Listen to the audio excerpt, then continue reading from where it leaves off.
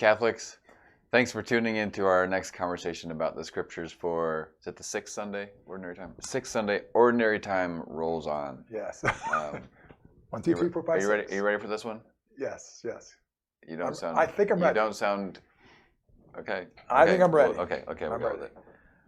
All right, we've got a really long gospel reading today, Matthew 5. So let's start there and then see where it takes us. Okay. Jesus is talking about the law and the prophets, abolishing the law, fulfilling the law, all this kinds of stuff.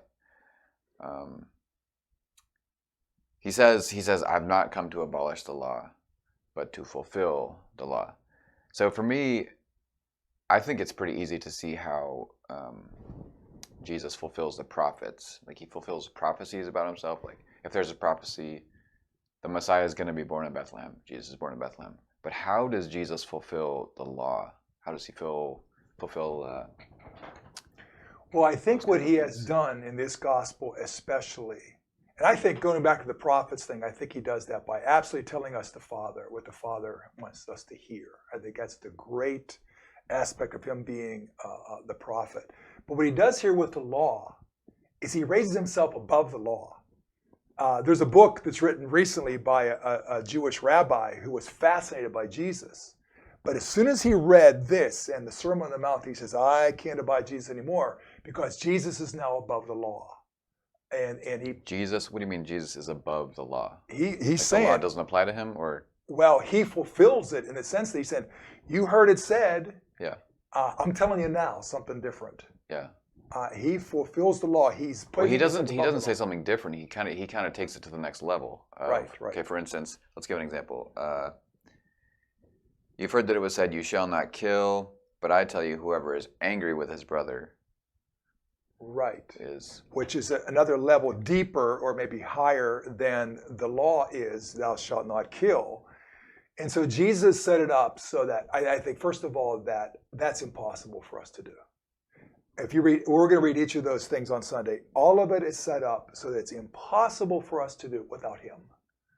Without a relationship with him, without the Spirit of Jesus Christ somehow breaking into our lives, all of this is impossible. And I think this is the way he identified himself to them that made a big difference. He made himself above the law, and he also made himself above the temple. He called himself the new temple. So these are ways in which I think we're getting a glimpse of the self-consciousness of Jesus, how he saw himself. And this is absolutely revolutionary. Okay, so you're saying that this big long section of Jesus' teaching that we're looking at, you're saying it sounds like we need to like zoom out and try and take in the spirit of what Jesus is saying, rather than zooming in and like actually trying to figure out like what does he mean by like how can I do that? Yeah. Like how exactly what is anger or what is adultery? Like how does Jesus define these things? Like it's less. You're saying it's less about that, and it's more about like where is Jesus coming from, and how he's the one who's going to make us unable or able to be not angry.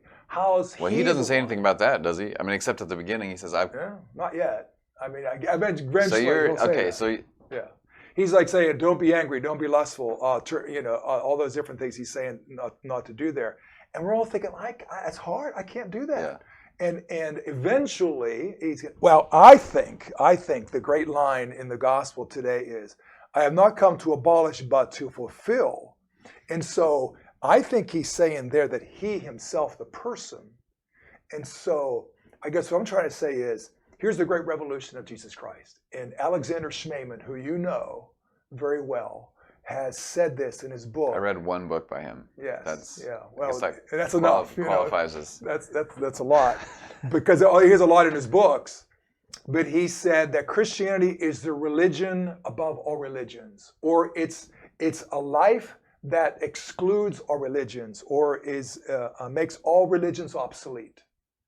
So he would even say that we're not even talking about religion anymore. We're talking about something completely other, whereby we enter a relationship with Jesus Christ, that no longer is about rules and regulations or programs, which I'll say in my homily, of how to get it done.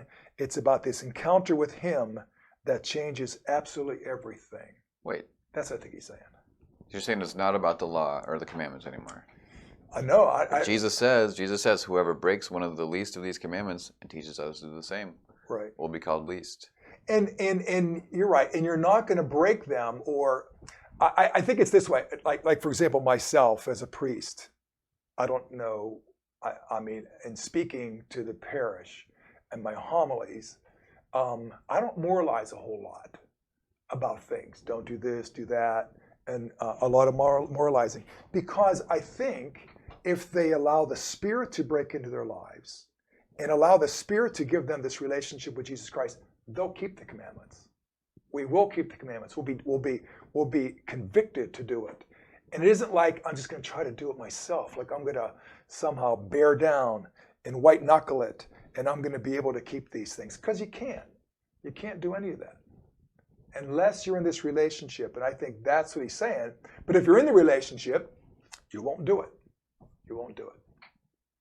You'll try your best not to do it. If you do it, you know right away you did it and repent. So Confession. if we try, it sounds like you're saying if we try and keep the law for the sake of keeping the law, we won't be able to do it. We will fail. But if Paul is adamant about that. right, but if somehow the Spirit of Jesus is, if we're submitted to the Spirit of Jesus in our lives, we will keep the law without trying to keep the law. Well, no, yeah, we'll keep the law without trying to keep the law because with the law, according to Paul, the law was supposed to point out where we messed up. You know, so the law points out where you messed up. Okay. And so we know what's right and wrong. We just can't live it without the Spirit of Jesus breaking into our lives. I think that's so. If you want to try and keep the law, don't try and keep the law. Yeah, don't worry about the law. Worry about the relationship with Jesus. Don't worry about the rules. Yeah, don't worry about too much. You'll get it. You'll get it. Okay, so it's like coming to Mass. After a while, you kind of get it. You know. Okay, so the second reading, you referenced Paul a second ago. Mm-hmm. He's talking about wisdom, but not a wisdom of this age, a wisdom from God, which is mysterious and hidden, but it's God's revelation through the Spirit. Yeah. First of all, let's look at the wisdom of this age. I mean, we're immersed in it. Yeah. Look at the headlines to the newspaper. Look at our leaders in many ways, and you see the wisdom of the world that I think is a great big mess. Now, he's talking about something completely other, and that's this whole prophetic voice of Paul and of Jesus that just shares the Father. And that's such a different message. And it's not an either or. It's not a left or right message. You know, it's not any of those kind of things. The message of the Father, as Paul's talking about it, is something completely other. And it's this world of conversion, of relationship, of repentance. A bunch of folks in their small groups are doing a message series on metanoia. And that word simply means conversion, which means changing the way you're looking for happiness. It's completely other than, I think, the pluralities that we see in our world today, which I think is the wisdom of the world. So, with all that in mind, what should folks be listening for or looking for in Mass this weekend? Well, having said all that, I use the word in my homily program. I think a lot of people will come to me as a good thing or a bad thing. It's kind of a bad thing. Kind of a bad thing. Programs are bad. Yeah, kind of a bad thing. Not all programs are bad, but anyway. But in my homily, the word program is not a good thing. Okay, what's an example of a bad program in your homily? Okay, I think for Catholics. We're talking to the Catholics here. That's right. I mentioned this. Catholics. There is the program of good works, that somehow I can earn my salvation. And somehow, if I work that program, if I do a certain amount of good works, and by the way, mostly it's talking about just, not doing anything really bad, and If I keep the rules, the law maybe, and somehow when I die, I can go to God and I can convince him to let me into heaven because I can spout out all the good things I've done in my life.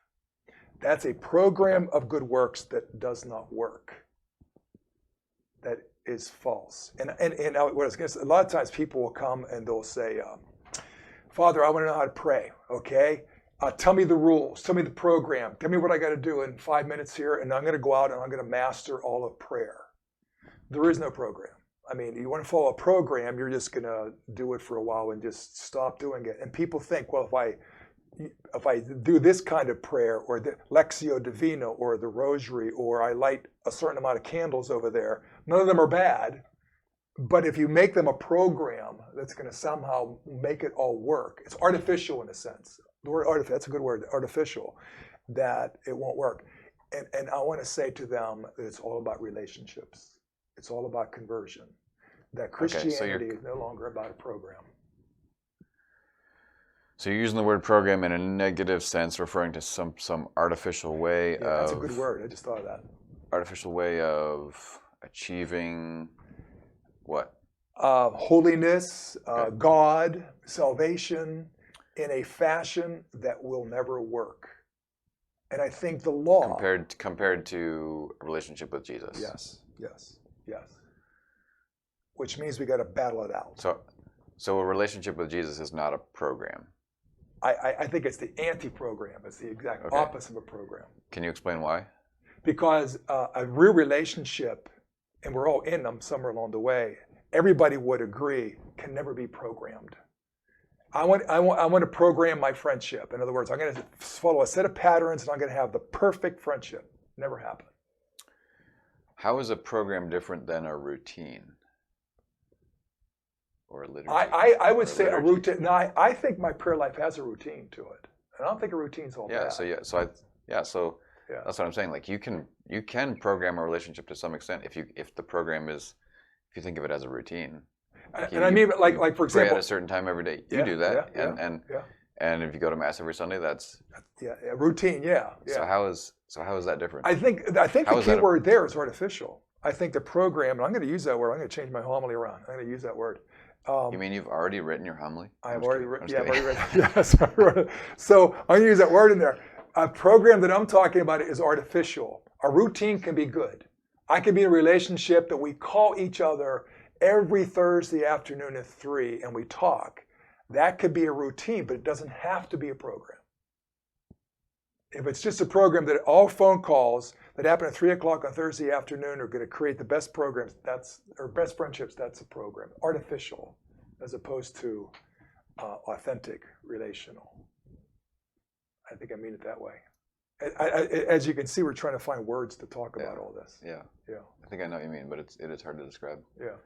But I think that gives everybody a sense of what to listen for, look for. And they're welcome to share with me any other words that they might think would be better after the homily's over. Or even during if you want to. All right. Thanks for watching, everybody. We'll see you next time.